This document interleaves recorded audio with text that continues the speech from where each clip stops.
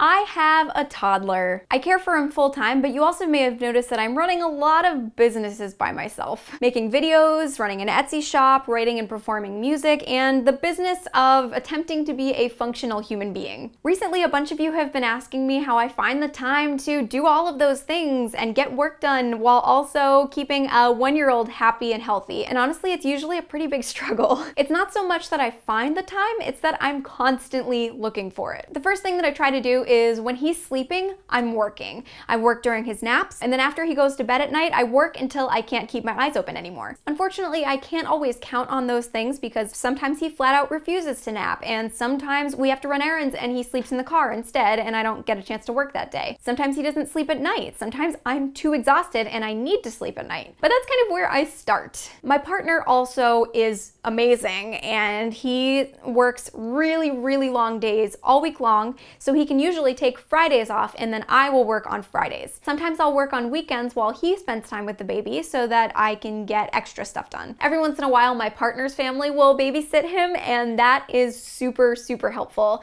We usually try to go on a date when that happens, but I always try to get something done when I have the opportunity for other people to watch my baby. My parents live more than 4 hours away from us, so even though they're practically begging to take him at least one day a week, I just live too far away for that. That would obviously be huge for me, and so it's a little tough to turn that down. But I do like living where we live, and I want to stay here, but that would make things a lot easier. There's also a lot of pressure involved because I can't afford to just not work. I make less than childcare would cost me, so for now I've decided not to go with that option. It's mostly because I get paid really inconsistently for all of my various creative businesses, and I can't rely on a paycheck and knowing that I'll make a certain amount of money to be able to pay for something like that, especially on top of the house and everything else that we're paying for. One of the things that has really helped is that I've figured out ways to make money that I can work on while I'm watching my kid. Some days he gets really excited to play independently, so things that I can just do on my laptop while I'm sitting with him have been really great. Through all of this, I'm still learning to go with the flow. If something just doesn't get done, I try to just let it go